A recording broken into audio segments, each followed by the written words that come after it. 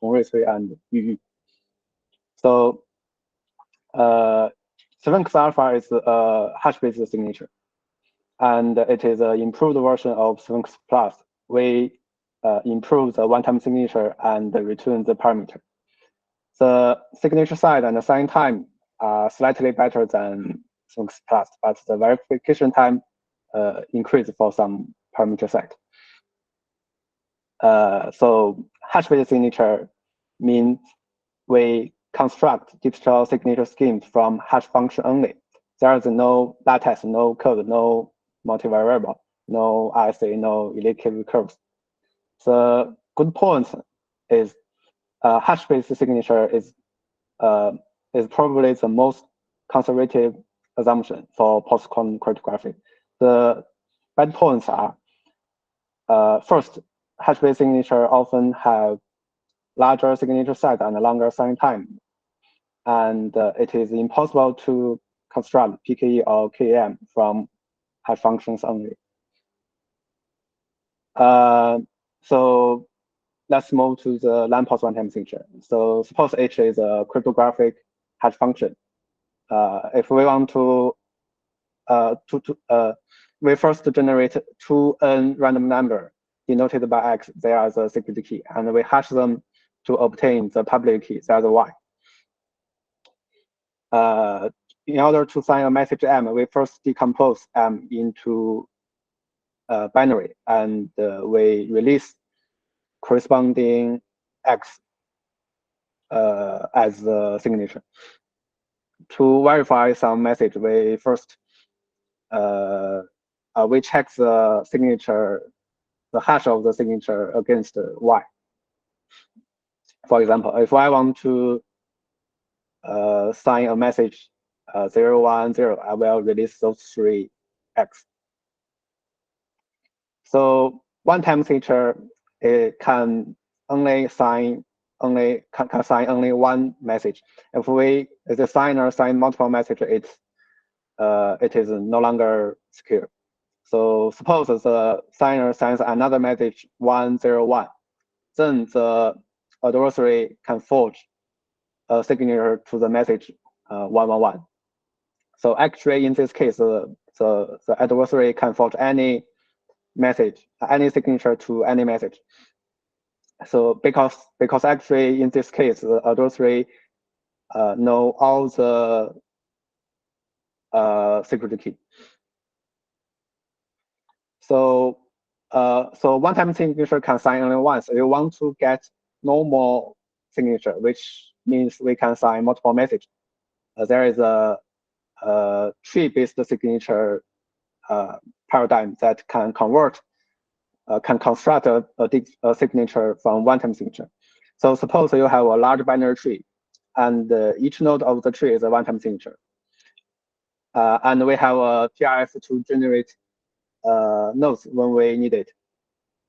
So to sign a message, for example, 01, we pick the path from the leaf node to the root node, and for each node in the path, we let the parent node authenticate its two children, and let the leaf node authenticate the message.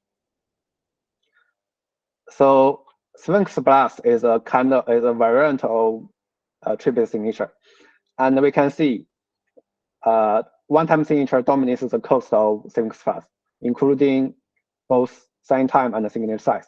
So if we want to improve Sphinx Plus, we should focus on one-time signature.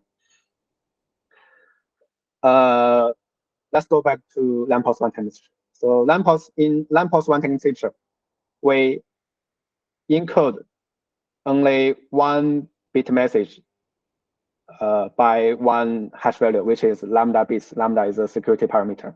This is inefficient. So in order to improve it, Winter-Nees proposed so-called Winter-Nees one-time signature. So let's first consider the naive version. So first, the signer generates n random number denoted by X. They are the secret key, and hash them repeatedly, W-1 times, to get the public key. To sign a message, the signer first decompose the message in base W and release corresponding hash value. To verify a message, the verifier hash the signature to the public key. For example, if I want to sign a message 0 to 1, I will release those three X. So does it mean we can encode log W bit message on a length W chain with only one hash value? No, it is not secure for the naive version one-time signature. So suppose the signer sign a message 0 to 1, the adversary can forge M prime 1 to 2 by release those three red hash value. So actually, the adversary can forge any message, any message M prime, such that M prime is greater or equal to M. It means for each coordinate, M prime I is greater or equal to Mi. So how to fix it? So there is a simple solution to fix it. We instead of encoding the original message, we encode the encoded message. We need to ensure the encoded message is incomparable. That's to say, neither encoded M is greater, small, is less than or equal to encoded M prime, nor encoded M is greater than or equal to the encoded M prime. So we can encode, so we can append the complement complementary message to the original message, where the complementary Mi is W minus 1 minus Mi. So we can prove that if there are two distinct message M and M prime, such that the encoded message are comparable, then we can conclude that M is M prime. This is a contradiction. So we complete the proof. So there is a clever way to encode them. Instead of encode append the complementary message, we append the checksum of the complementary message. So we can also prove that if there are two distinct messages M prime, such that they are comparable, there will be a contradiction. So this so-called checksum one-time signature encoding is used in Sphinx and Christmas. And we can have a better solution. This is our solution. We encode the message to a space, so-called constant sum space. Constant sum means for each vector or code word in the space, the sum of sum is a constant. So it means the sum of vi is a fixed number. We can also prove that if two distinct messages, if two distinct messages, such as the encoded message are comparable, there will be a contradiction. So they are not comparable. Actually, the concept of constant sum mechanism is not new. So Wandany discovered it in the 1990s. But at that time, we don't know how to efficiently encode them. It means we need a polynomial time or practically efficient encoding algorithm to encode the message from binary string to constant sum space. So we first figure out how to count them. We can exactly count how many constant sum code word do we have. And we have a efficient polynomial time encoding algorithm to encode the message from binary string to constant sum code word. So overall, we can reduce roughly 2% the signature size and hash function cost. And our constant sum encoding is stable, have stable computing time. It means that the number of hash function call is fixed. So we replace the one-time signature in this class with our constant sum one-time signature, and we return the parameter of this class. So the result is the signature size and the same time are slightly better, but the verification time increased. Thank you.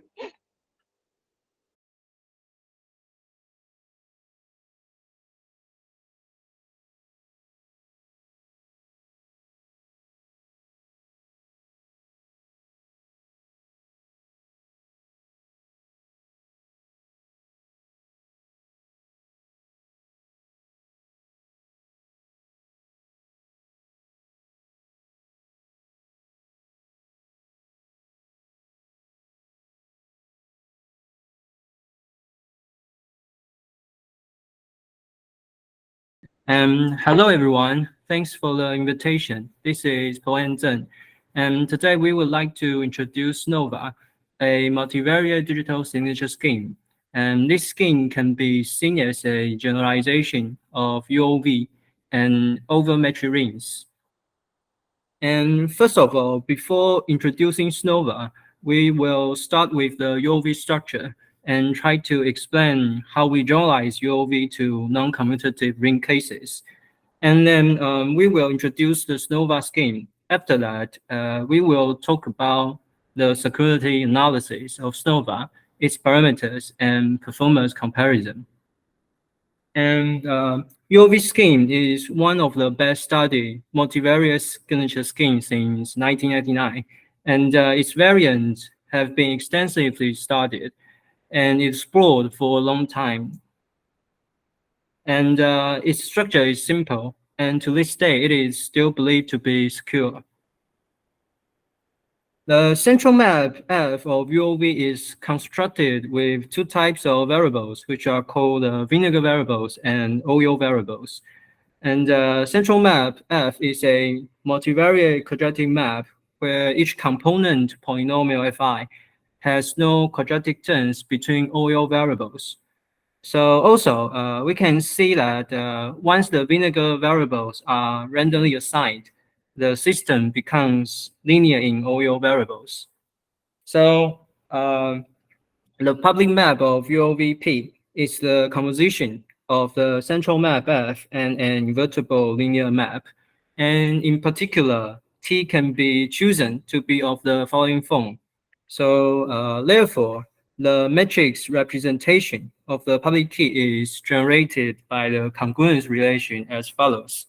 So as we know, the public map of UOV vanish on the oil space, and in general, it is hard to find. So the advantage of UOV can be summarized. First, the UOV scheme demonstrates remarkable efficiency. And secondly, the signature of UOV is short, but however, UOV does have certain limitations that should be considered. One drawback is his large public key sizes, which can be a concern. So on the other hand, about the selection of parameters, in order to resist attacks, it is required that the number of vinegar variables is greater than twice number of oil variables. And because of the public key sizes of UOV is large, so we try to build a UOV-like scheme, but with a smaller public key size. So the first thing that comes to our mind is whether we can generalize the UOV scheme over other rings instead of finite fields. The first question is it a good idea to naively generalize UOV over commutative rings like Zn? And the answer is no. Because of the Chinese remainder theorem, it will break the system into simpler subsystems. So the next natural question is, can we generalize UOV over non-commutative rings? The answer is yes, but we need to do some modifications. So after that, with these modifications, we can reduce the key size of UOV and while keeping the advantage of UOV. So to better understand SNOVA, we need to introduce the concept of ring UOV. And this is a way to generalize UOV over non-commutative rings that we will see the adjustment we have made for this generalization. So the central map of ring UOV is analogous to the central map of UOV. Hence, Fi has no quadratic terms between OU ring variables. And due to the non-commutativity between variables, the index set omega is of this form. And on the other hand, since we want to be able to collect terms after the composition of the central map and the linear map T, so we put the ring coefficient between variables and require that the phi is a ring map with vector order reverse property. Then we now introduce an example of ring UOV. We choose the non-commutative rings R to be the L by L metric ring, and the ring map phi to be the matrix transpose. And such selection satisfies the requirement above.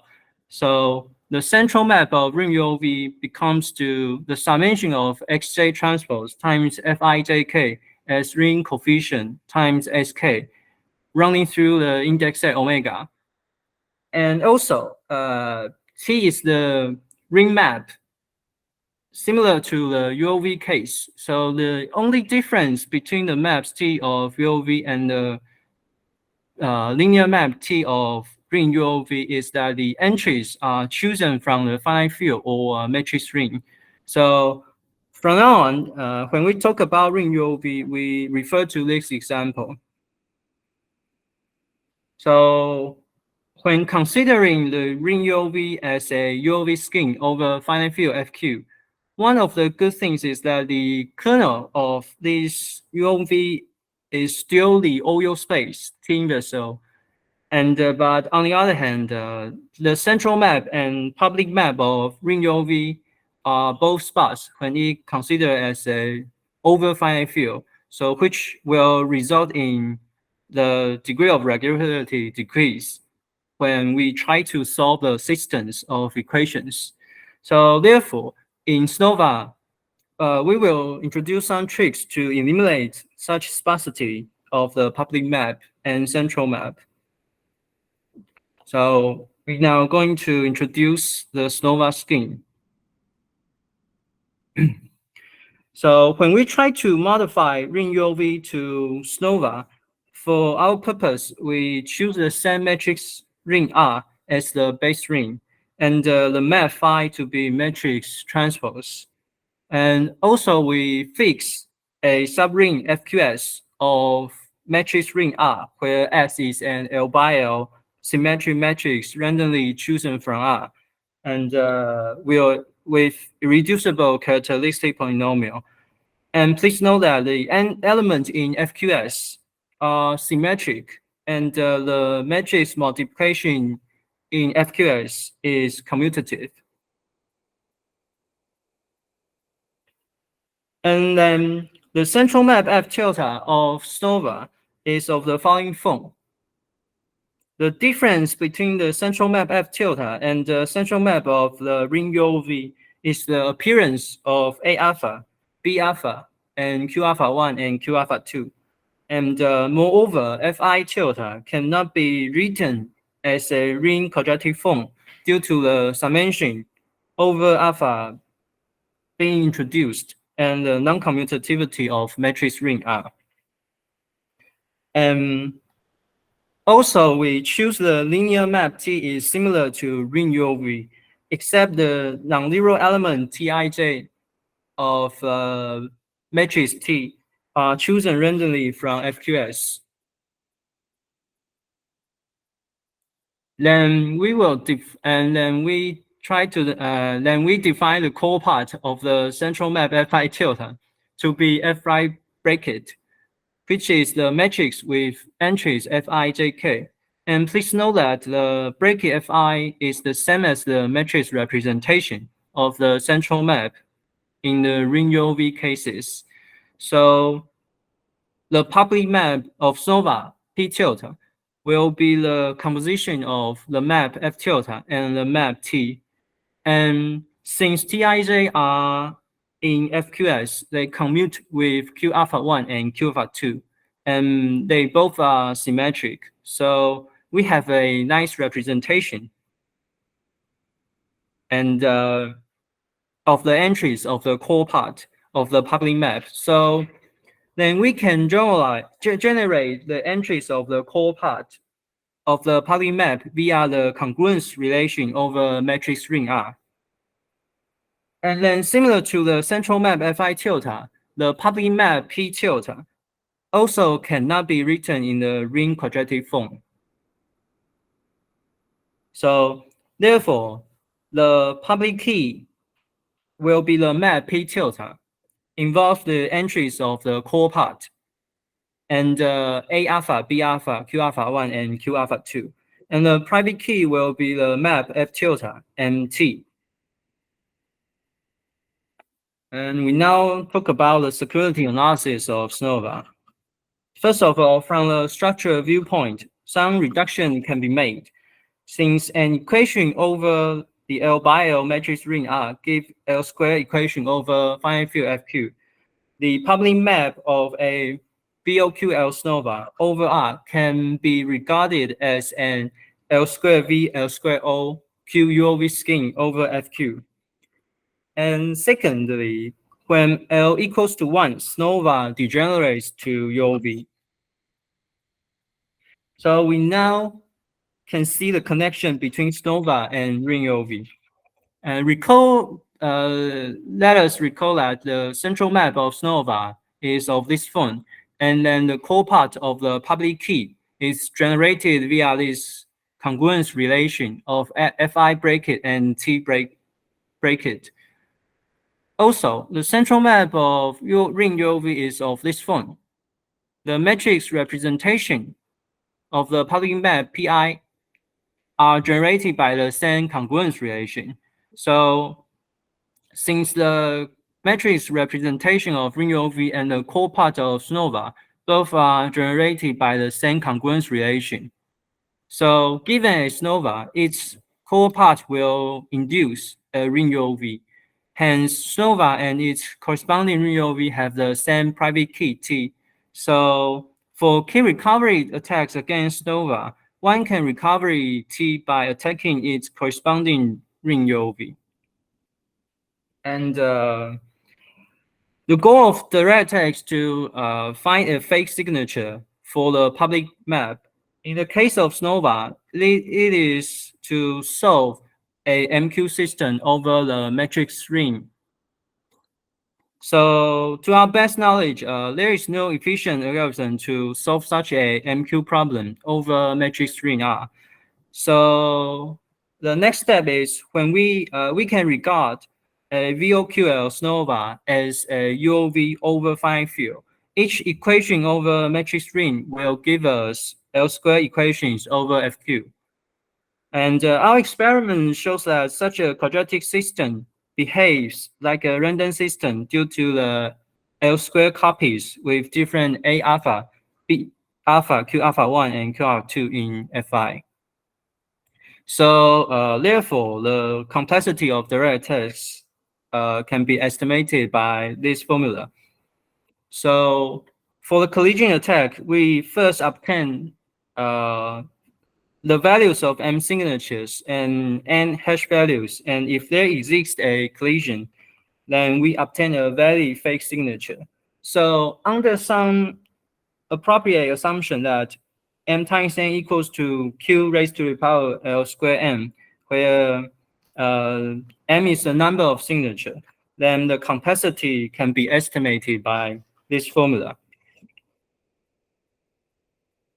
And now we talk about the equivalent key attack. The equivalent key attack wants to find the inverse of the private key T. So by the congruence relation of the core part PI bracket with T inverse bracket is equal to the core part of the central map FI bracket. So please know that the bottom right O times O matrix of FI bracket is zero matrix over R. So we can compare both sides of equation at ring level. So, and once T inverse bracket is found, so we can recover Fi tilt. So hence, we obtain a system of M times M squared times L squared quadratic equations in LVO's variables over FQ. So we estimate the complexity of this attack by this formula. Okay. And now we introduce our parameters, selections, and the corresponding comparison. For NIST security level 1, 3, and 5, we select 3 sets of parameters each. And the table shows that the complexity of major known attacks. And please note that the complexity of Kipnis-Shamir attack and the intersection attack are much higher than the shown complexity in the table. So we do not include them in our table.